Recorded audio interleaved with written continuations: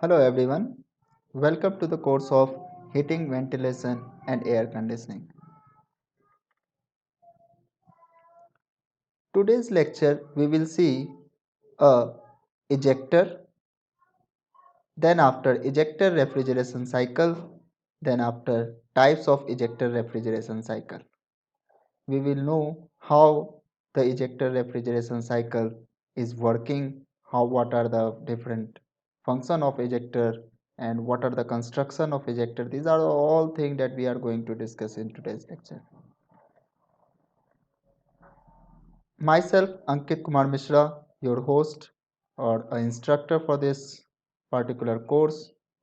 I am working in Sandeep Institute of Engineering and Management, Department of Mechanical Engineering. Let's start the course.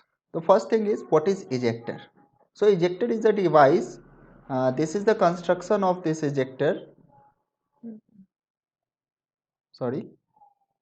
Ejector is a device. This is the construction of this ejector. Now what is motive vapor? First of all, understand the motive vapor.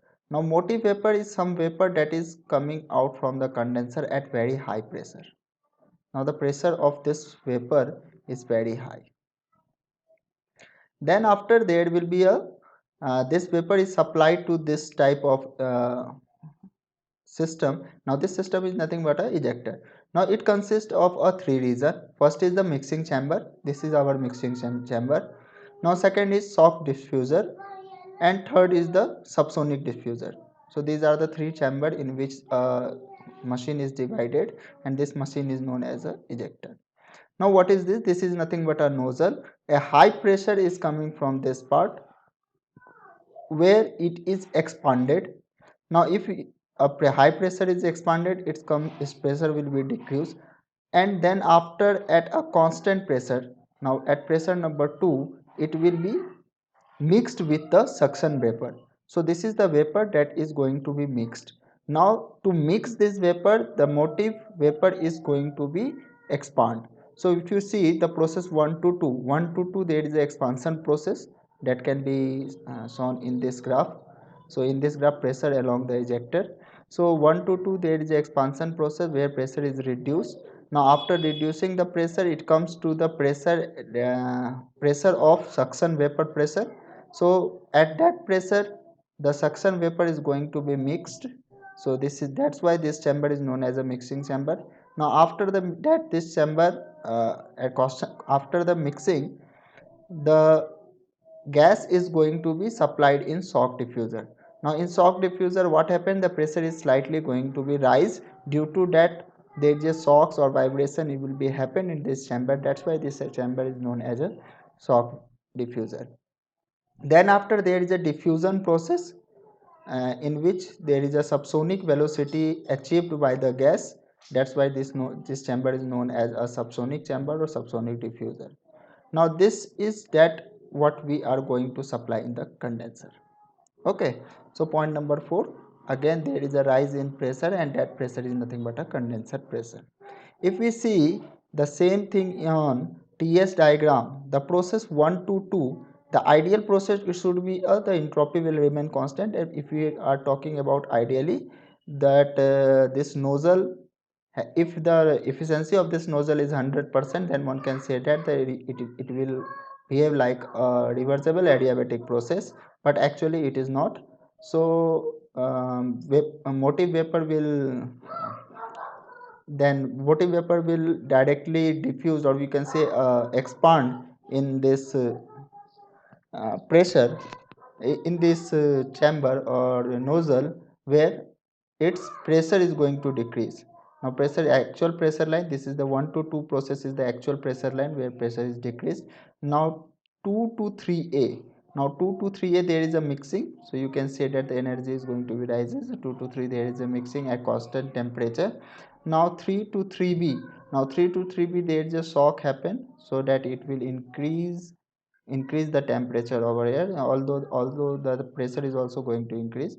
And then after 3b to 4, if the 3b to 4 there is a diffusion process, and ideally we can say that 3b to 4 dash, the entropy will remain constant, but due to actual process the entropy is not going to be constant, it will be increased something like this polytropically. Okay, so this is about ejector. Now coming to the ejector refrigeration system. Now ejector refrigeration system is also known as steam water vapor compression system. That means in this vapor compression system, water or steam act like a refrigerant. Now where it is utilized? It is utilized in power plant. Now power plant we have steam from a boiler. That steam is having a very high pressure and very high temperature.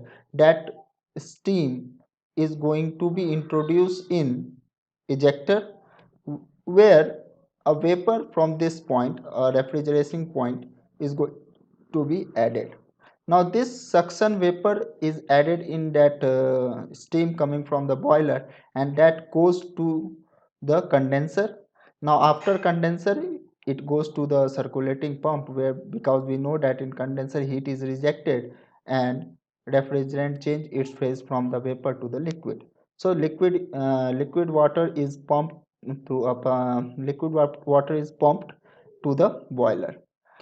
This is the one cycle, that is the power cycle. You can consider it as a power cycle. Now second cycle is that the suction vapor that comes over from this point is, first of all, the makeup water is throttled. We take a simple liquid water and throttling that liquid water so that the pressure and the temperature of that liquid water is lowered, and that is what we are going to supply in the flash chamber. And from the flash chamber we pumped this to a evaporator, where from evaporator we get our the cooling load, heat is added to the system or heat is added to the water, and that water is again going to be pumped over air. So this way we this system, this particular system 6 10 6 to 7 8 9 10 and 11, we are basically achieving our refrigeration plant, while 1 4 5 12 and again 1 will achieve the power plant system. So the representation of this system on TS diagram is something like this. So if you see from point number 1, it is over here, point number 1 we are having a motive steam, but at point number 2 we are having a superheated steam. Okay, and point number 0 we have a suction vapor. So this cycle 0 4 5 6 10, if you see carefully this cycle represent the vapor compression cycle. This cycle just like a vapor compression cycle. Okay, so this cycle is something behave like a vapor compression cycle, while this cycle 4 5 12 and 1 is acting like a power cycle, or you can say a Rankine cycle. So from this cycle we can develop a power output, and from this cycle we are using a refrigerating effect. So in power plant basically this type of system is utilized to chill the water, to make air conditioning system, or to supply water to a cooler, or to use the chilled water. This type of the system is developed. Okay, now talking about the types of ejector refrigeration system. Now ejector refrigeration system having a several type. The first is single ejector refrigeration system. That means we are using a single cycle where ejector is used, and we will see what happened. Now second is ejector refrigeration cycle without a pump. Now as we say that the water is used, and if the liquid water is present, then we have to require a pump. Now what happen if pump is not available, how the cycle is going to be run? So that we are going to see over here. Third is the combined ejector absorption refrigeration system. Now the concept of absorption is going to be introduced over here. So we will see how ejector system is combined with the absorption refrigeration system.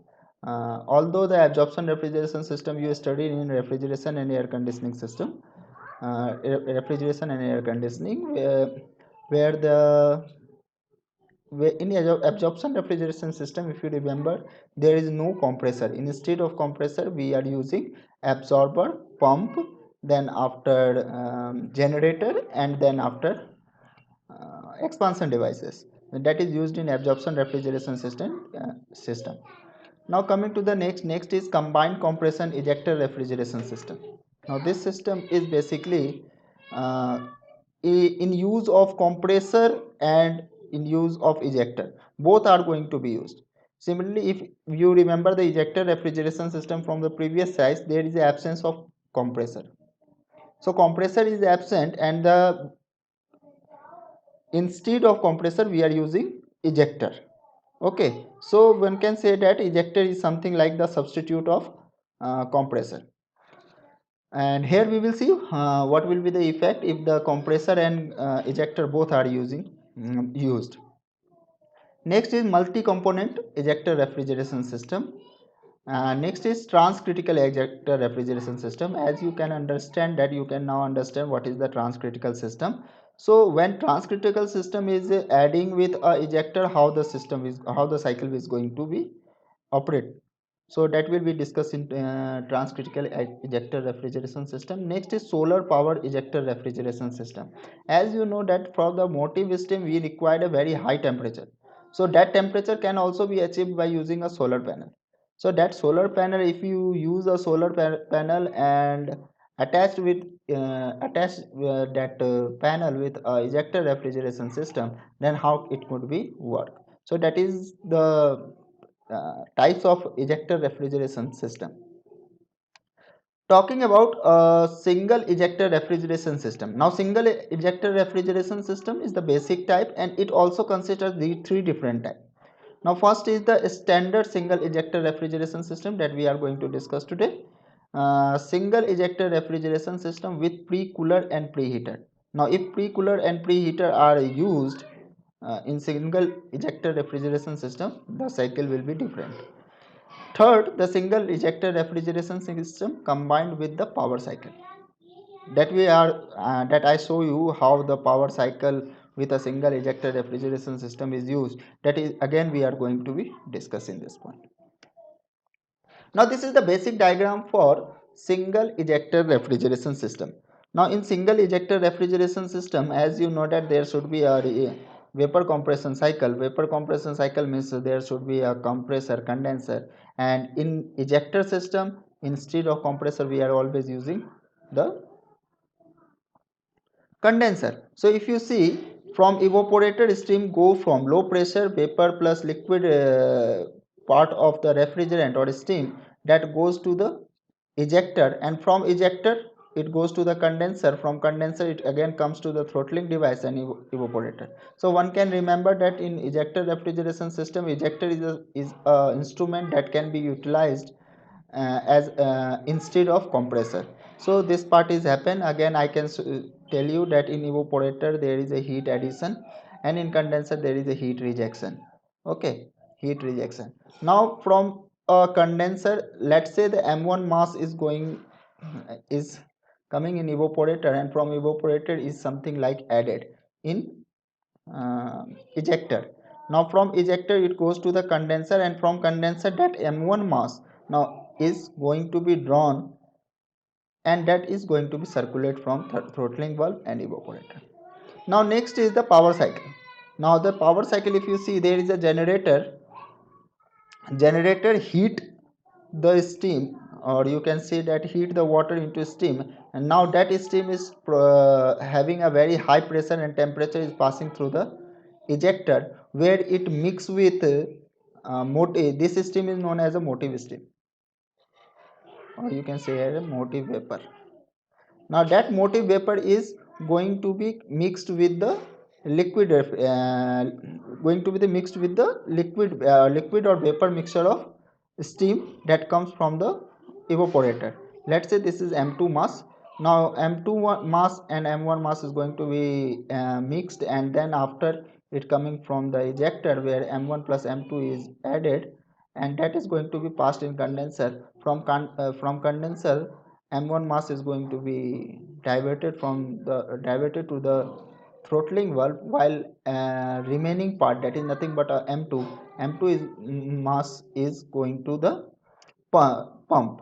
Now from pump uh, we can pass the liquid liquid, what you say, a liquid vapor or liquid water, sorry, liquid water to the generator. Generator is nothing but as you can consider it as a boiler, passing to the boiler, and from boiler the cycle is going on. This is how this standard single ejector refrigeration system work. Now talking about single ejector refrigeration system with pre-cooler and preheater. Now pre-cooler and preheater means what? There must be some heat exchanger that should be added before the installed in the system. Now we can see that, let's say this is point number one. Point number one is nothing but the exit point of evaporator, uh, where there is a steam at saturated saturated, what you say, a saturated state. From that steam is passing through the pre-cooler. Now in pre-cooler, what happen? Steam get heated, steam draw the heat and get heated, and then it is passed to the ejector. So what will happen now? Earlier, the in ejector, the motive steam has to fall down to the temperature and pressure, temperature up to the temperature of evaporating temperature. Now it has very, now the temperature of water is slightly increases, so the motive steam have to, what you say, the motive steam have to less its temperature uh, lessly. So the pressure drop in this part is saved. Now it is mixed over here, then it passes to the regenerator, where again it is heat is removed from that mixed steam, and then it passes to the condenser. So after condenser, where it is lost the heat to the surrounding, and then it comes to its state will be in liquid state. Then in from liquid state, it is again passed to the pre-cooler, and some amount is passed to the regenerator. So regenerator again, it take heat taken by the water. Water is going to be heated, and that heated water is passing to the generator, so that the amount of heat supplied to the generator is now less. Okay, now over here, coming to this point, now the liquid that is going to be supplied in pre-cooled is going to remove the heat. We are going to remove the heat from that liquid, and again it is the temperature of that liquid is fall down, and then after we are going to use the throttle valve, so that we get our required temperature over here. So one can say that from one, let's say this is point number one, this is point number two, over here this is 3 2 3, and let's say this is point number 4 5, and this is 6. Coming to this part, 7 8, over here 9 and 10 and 11. Coming to this part, 1 2 11, over here 12 13. The direction is over like this, 13, and this is 14. So what happened in 14 to 1? 14 to 1, 14 to 1, heat is added. Heat is added. Now in 1 to 2, 1 to 2, again heat is added. Now from 2 to 4, there is a expansion process, and we can say that, and from 4 to 5, heat is removed. From 5 to 6, again heat is removed. Now from 6 to, there is from 7 to 8, from 7 to 8, entropy will remain constant, and heat addition process, because the work is done on the pump. Now from 8 to 9, 8 to 9. Since in 4 to 5 if you see heat is removed, that means heat is removed from this line. Heat is removed from this line. So obviously from 8 to 9 heat is added. So because whatever be the heat removed from line 4 to 5, that heat must be added somewhere, so that is added in 8 to 9. Now in 9 to 10 one can say that obviously this is generator, so heat is added. Heat is added. Now in coming toward over here 12 to 13, 12 to 13 again, if you see 1 to 2 heat is added. Now if 1 to 2 is heat is added, from where the heat is added? So one can say that from 12 to 13 heat is removed. Okay, now from 14 to 1, this is evaporator, 14 to 1, so obviously heat is added. Now when I am saying that heat is added, that means heat is added to the refrigerant, or when I am saying heat is removed, heat is removed from the refrigerant. Okay, so that is all about single ejector refrigeration. Now coming to the single ejector refrigeration system combined with power system. Now again you can see that this is nothing but a power system. A power system must contain a boiler. A power system, let's say define a power system. A power system must have a boiler, then after must there be a pump, and then there must be a what you say a generator. There must be generator or boiler, you can also call it as a boiler, and there must be a turbine where the power is developed. If you are saying the refrigeration system, if you are seeing the refrigeration system, there must be a evaporator, there must be some condenser, compressor or ejector, and expansion device. Expansion device. So if you see this cycle, let's say this is point number 1 from the evaporator. Okay, now from the evaporator it goes to the ejector, again from ejector it goes to the, let's say this is point number 2, condenser, and from condenser it goes to the throttling device 3, and from throttling device it comes to the evaporator. So this is nothing but your something like vapor compression cycle, okay, or refrigeration cycle. Now coming to the another point from 2 to 4, and it goes to the pump, then after boiler, generator you can assume it as a boiler, 5 and 6, then after it goes to the turbine, and then again. So point 2, 4, 5, 6 and 7, if you see it carefully you will come to know that this cycle is nothing but a power cycle. So this is how the combination of vapor compression cycle and power cycle is achieved in this system. Okay, coming to the next, sorry, okay, coming to the next, this is all about this particular system. There are more ejector refrigeration system that we are going to see in our next lecture. In this lecture we have covered the ejector, the construction of ejector. We know what are the thermodynamic properties changes, or what are the thermodynamic process happened inside the ejector, how the ejector is going to be work. Now second thing is ejector refrigeration system. We saw the type of ejector refrigeration system, different types of ejector refrigeration system, how the ejector refrigeration cycle is going to be work, how it is attached to the power cycle, and how the power cycle is going to be worked.